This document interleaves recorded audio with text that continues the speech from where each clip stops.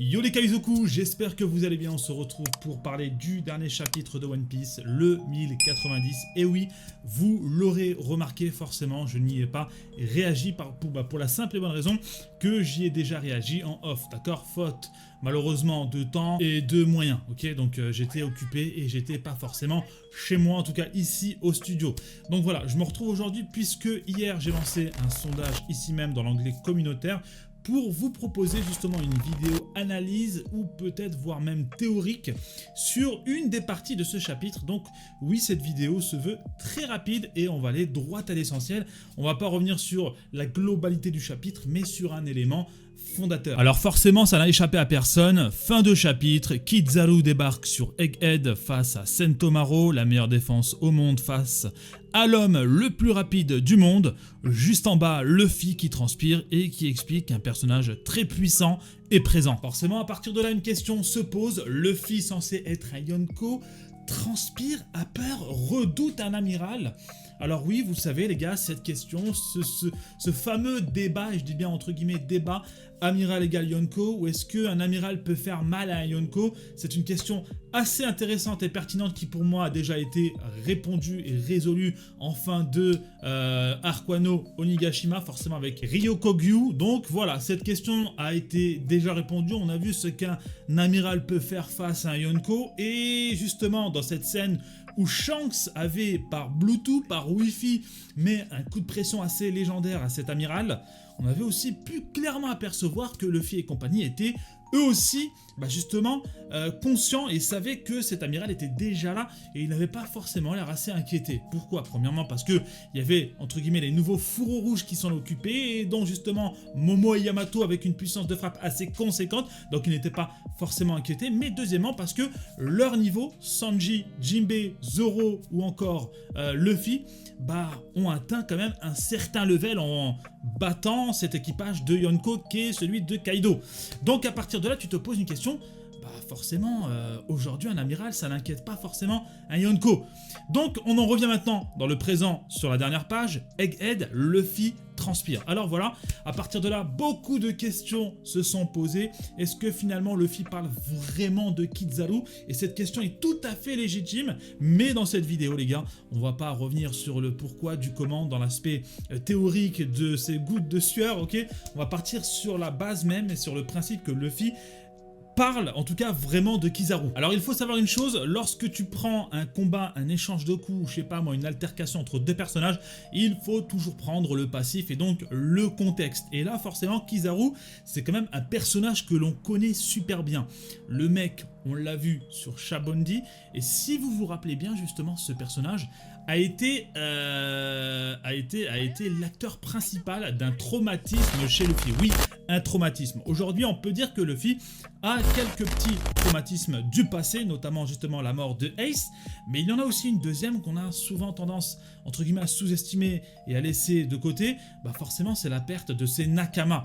C'était jamais arrivé dans le manga, et c'était arrivé à cause justement de cet amiral qui les a carrément éclatés, one shot, tout ce que tu veux. Et Luffy, totalement impuissant, n'a su à aucun moment les protéger. Donc forcément, ça a laissé des traces psychologiquement parlant.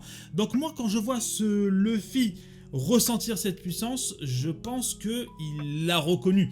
Je pars du principe qu'il l'a reconnu, et si justement il l'a reconnu, et là on est dans le conditionnel, d'accord, c'est pas une réalité, on est encore dans l'aspect hypothétique, c'est purement subjectif, c'est mon avis, mais si Luffy, partons sur le fait que Luffy l'a reconnu, et forcément ça remonte certaines sensations, certaines émotions, d'où ces gouttes de sueur.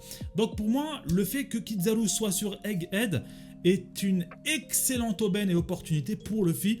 Il faut maintenant passer à autre chose.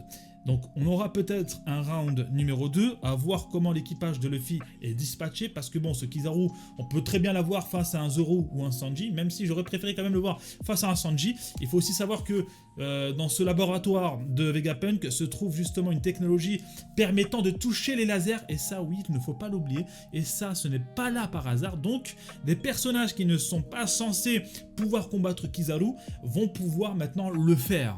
Donc est-ce que cet élément est en place pour nous faire comprendre qu'un personnage qui n'est pas forcément censé pouvoir le combattre, va maintenant pouvoir le faire.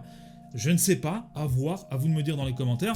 En tous les cas, même si combat Luffy Kizaru, je pense que ce combat va être une excellente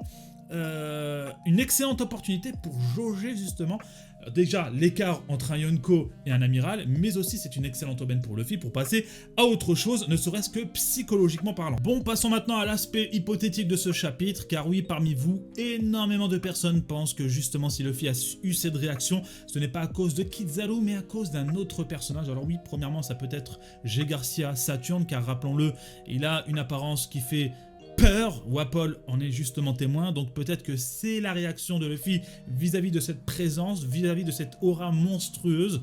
Deuxième possibilité, Caribou qui a complètement disparu, que fait-il?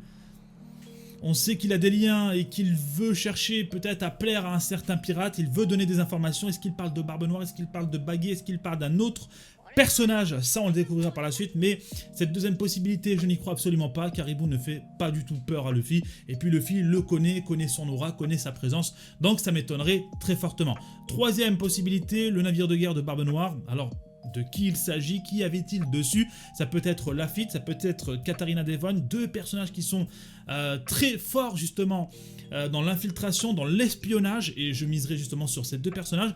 Et puis après peut-être que la timeline du combat Trafalgar Law versus Barbe Noire ne correspond pas parfaitement à celle d'Egghead, ok, dans ce qu'on a pu suivre jusqu'ici, et il pourrait peut-être s'agir de Barbe Noire. Barbe Noire qui, après son combat, est venu sur Egghead. Et forcément, si Barbe Noire présent dans les parages, ça m'étonnerait pas forcément d'avoir une telle réaction de la part de Luffy. Et puis rappelez-vous, si jamais c'est Barbe Noire, Shanks le piste, Shanks le traque. Donc Shanks quitte Elbaf, on sait que Luffy veut justement aller sur Elbaf. Donc voilà, si jamais Barbe Noire est dans les parages, il faut savoir que Shanks va se ramener. Et si Shanks est là entre-temps, parce que bon, faut savoir que les îles ne sont pas forcément aussi éloignées que ça, et il y a quand même eu une nuit qui s'est déroulée entre-temps, on atteste justement le dernier chapitre. Si jamais Shanks est dans les parages, alors ça ne m'étonnerait pas forcément d'avoir cette réaction de Luffy. Enfin bref, les possibilités sont quasi infinies, on peut aller dans tous les sens, faut le savoir. Je sais pas ce que vous en pensez, est-ce que pour vous la réaction de Luffy atteste justement du niveau de puissance de Kizaru? Le problème étant que si on revient un peu en arrière, justement fin Onigashima, on se rend compte que ça colle pas forcément. Voilà, est-ce que Kizaru aurait un level bien peut-être au-delà d'un Ryokogyu? Ce qui est probable, hein, attention, hein, je ne dénigre pas les amiraux.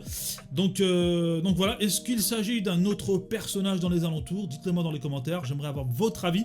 Il y a encore d'autres choses à dire concernant ce chapitre, mais voilà, cette vidéo se veut très courte et je vais à l'essentiel. Je vous donne rendez-vous dans pas une, mais je crois 2 semaines, étant donné que voilà, ce chapitre qui est sorti, le 1090, est sorti une semaine à l'avance car on est censé être en pause. Donc on se retrouvera, je crois que dans 2 semaines. Mais entre-temps, j'en profite. Oui les gars, Boruto revient dans une semaine. C'est le moment de rejoindre le train de la hype. Il y aura des vidéos, des réactions, des reviews, des théories, mais aussi des analyses. Prenez soin de vous les gars, c'était Roro. Peace.